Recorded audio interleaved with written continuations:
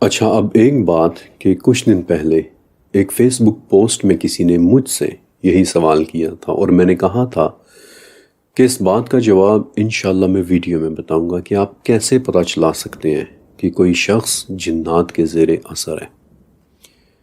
غور سے سنیں۔ ابن کنجور نے کہا کہ ہاں، دائیں ہاتھ کو اپنے منہ کے قریب کرو، اتنا قریب کہ تمہیں بولتے وقت اپنے ہاتھ پر اپنی سانس محسوس ہونے لگے۔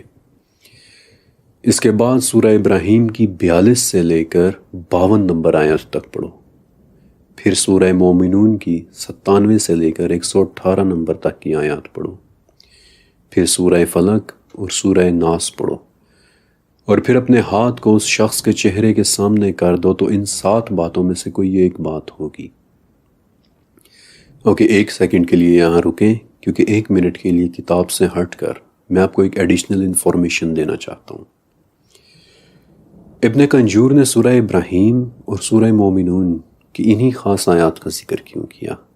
سورہ فلق اور ناس کے متعلق تو ہم جانتے ہیں کہ وہ اللہ کے حکم سے جنات اور جادو سے ہماری حفاظت کرتی ہیں، لیکن کسی کے اوپر جنات کے اثر کو جاننے کے لیے سورہ ابراہیم اور سورہ مومنون کا ذکر کیوں؟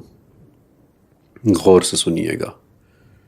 میں نے الابراہیم اور المومنون کی ان آیات کو ڈبل چیک کیا اور دیکھا کہ ان آیات کے اندر دراصل برائی کرنے والوں کو ڈرایا جا رہا ہے، انہیں بتایا جا رہا ہے کہ دیکھو، اپنے اعمال سے اللہ کو غافل نہ سمجھنا، وہ تو تمہیں اس دن تک مہلت دے رہا ہے کہ جس دن شرارت کرنے والے اپنے سر اٹھائے بھاگ دوڑ رہے ہوں گے۔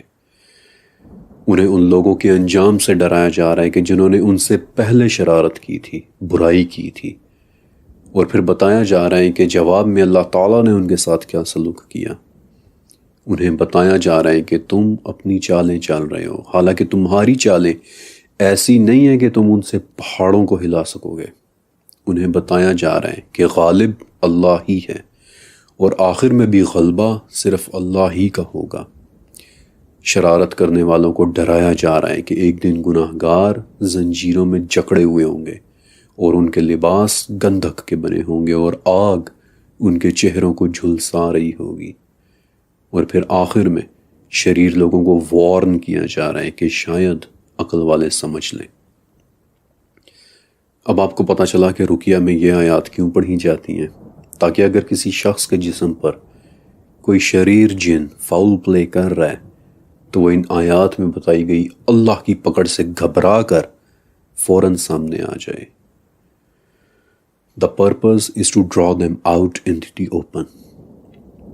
پھر سورہ مومنون میں نے ان آیات کو بھی ڈبل چیک کیا اور دیکھا کہ یہ شروع ہوتی ہیں اللہ سے اپنی حفاظت طلب کرنے کے ساتھ کہ اے میرے رب، میں شیاطین اور ان کے وسوسوں سے تیری پناہ مانگتا ہوں۔ اے میرے رب، میں اس بات سے تیری پناہ چاہتا ہوں کہ وہ میرے پاس آئیں۔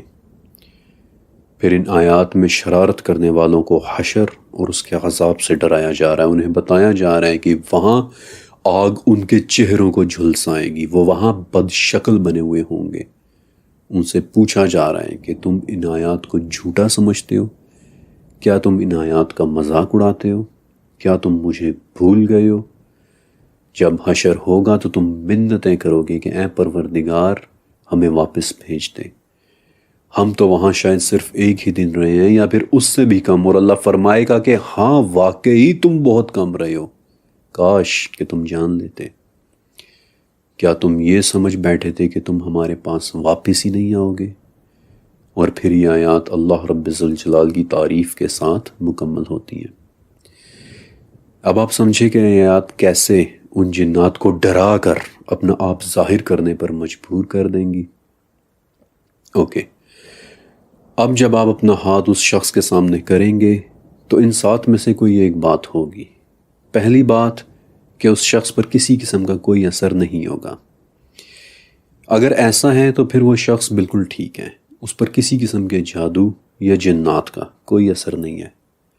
لیکن اگر اسے آپ کی ہتھیلی نظر ہی نہیں آ رہی، اس کی آنکھیں چندھیا گئی ہیں، یا اسے آپ کی ہتھیلی سرخ یا بالکل سیاہ ہو چکی ہوئی نظر آ رہی ہے، اگر اسے آپ کی ہتھیلی میں نشانات پڑے ہوئے نظر آ رہے ہیں، یا پھر اچانک اسے زوردار سر درد محسوس ہونے لگا ہے، یا کسی بھی قسم کی کوئی ایب نارملٹی اچانک سے نظر آنے لگی ہے، تو اس کا صرف اور صرف ایک ہی مطلب ہے کہ وہ شخص کسی جادو کے زیر اثر ہے، یا پھر اس پر جنات حاوی ہیں۔ اور اگر آپ یہ بھی جاننا چاہتے ہیں کہ پھر ان جنات یا اس جادو سے بچنا کیسے ہیں، تو میری 40,000 سالوں کی علم سیریز کا تیسرا چیپٹر ضرور دیکھیے گا۔ لیکن اگر آپ نے یہ ویڈیو پوری دیکھی ہے تو اب تک آپ جان چکے ہوں گے کہ جنات میں صرف شریر اور برے جنات ہی نہیں ہوتے، ان میں نیک اور اللہ پر ایمان رکھنے والے جنات